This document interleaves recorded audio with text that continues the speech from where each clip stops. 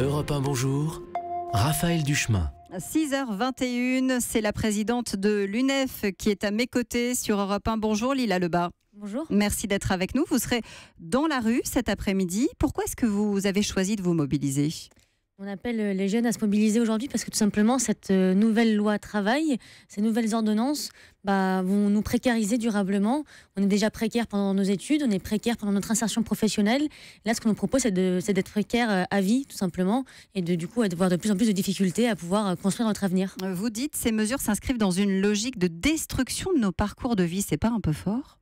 Non, c'est pas fort quand on va permettre aux patrons de pouvoir licencier plus facilement des jeunes en baissant les indemnités prud'homales. On sait bien que, par exemple, quand on prend le niveau d'ancienneté, c'est les jeunes qui vont être virés plus facilement de leur emploi. Quand on permet de généraliser une période d'essai sur le temps très long, vous vous rappelez peut-être, il y a maintenant plus de 10 ans, c'était le CPE, on voulait généraliser pour les moins de 26 ans une période d'essai de 2 ans. Là, on veut la généraliser pour tout le monde. Et donc, c'est particulièrement les jeunes qui vont être touchés et qui vont pouvoir encore une fois être licenciés, pas trouver un emploi qui correspond à leur qualification. Vous faites référence au CPE, pardon. Pour vous, c'est du même acabit ce qui se passe aujourd'hui ? Oui, je pense que ça aura les mêmes conséquences sur tout simplement les conditions de vie des jeunes en insertion professionnelle et sur le marché de l'emploi. Quand on sait que par exemple l'accès à un emploi stable aujourd'hui, la moyenne c'est 27 ans, et là on va devoir enchaîner encore plus longtemps les CDD, peut-être encore plus les CDI de chantier, les périodes de chômage, les services civiques avant de pouvoir trouver un emploi stable. Sauf que trouver un emploi stable aujourd'hui c'est nécessaire juste pour trouver un logement par exemple. Lila Lebas, tout est à jeter dans ces ordonnances, dans cette réforme du Code du travail. Tout le monde la voulait. Aujourd'hui, on l'a. En tout cas, tout le monde disait c'est nécessaire de réformer en profondeur plutôt que par petites touches. Je ne sais pas si tout le monde la voulait. Je pense que surtout, la logique est mauvaise et c'est encore une fois toujours les mêmes qui vont être encore plus précaires et qui vont payer les pots cassés de cette réforme. On va encore une fois généraliser les contrats précaires, les CDD, qui sont déjà occupés particulièrement par les jeunes. Un étudiant aujourd'hui sur 2 est salarié pour pouvoir financer ses études. Quand par exemple une entreprise va pouvoir baisser les indemnités sur le travail de nuit, c'est des étudiants qui vont être payés moins cher et qui vont être encore plus précaires pendant leurs études et donc qui vont aggraver leurs conditions de vie.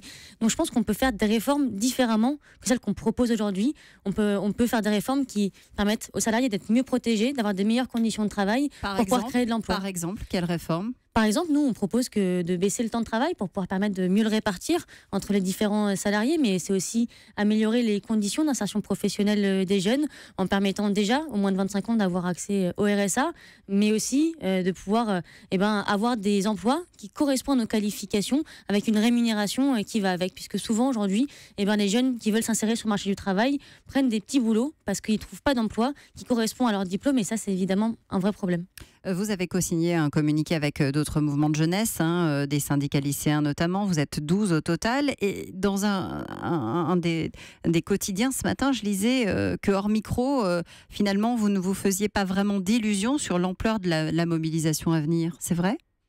Là, c'est une première date de mobilisation. Aujourd'hui, la rentrée universitaire n'a pas eu lieu sur l'ensemble des campus. Donc, nous, on appelle à cette date-là et on se fera entendre, évidemment, tout au long de la rentrée universitaire. Vous dites ça n'est qu'un début ? Ce n'est qu'un début, puisque aujourd'hui, pour les étudiants notamment, le nombre de sujets, le nombre de problèmes commence à s'accumuler. On a encore des bacheliers qui sont toujours sans proposition d'inscription. 3000. C'est les derniers chiffres qu'on a du ministère en tout cas.